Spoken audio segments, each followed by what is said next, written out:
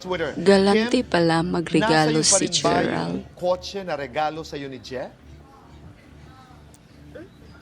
Wala na po. Pero ito na nga, nakatulong naman siya kasi nag-foundation naman ako dun sa binenta kong kotse. Tsaka binigay ko naman sa Anong mga yaya foundation? namin. Hindi na, anong foundation? Mga batang walang mga damit. Nung birthday ko, foundation ko yung Sana pera sa Gerald doon. Anderson Maraming Foundation. natulungan. Wala pang Gerald Anderson Wala pa ba Foundation nun? ng 2010. Oo, wala pa. Most fun and exciting thing na ginawa niyo magkasama?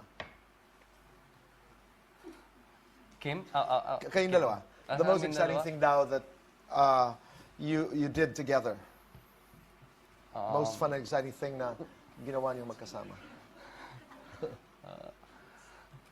Ikaw na yan. Iba-ibang sagot. Iba-ibang Hindi. sagot. Oo, okay pwede, lang. pwede tayo isa lang sagot natin. Dapat dalawang sagot. Madami din eh. Siguro yung isa, yung tumalon kami sa bangka doon sa gitna ng dagat, tapos papunta sa shore. That's fun. Kina Ryan yun. Tama Ayan, ba ako? Ayan. Grabe sa Zamba. Yun, Yeah. hindi Inaanod-anod ka na paatras, sandali lang may makasama pa ba ako? Tumalong kami sa gitna ng...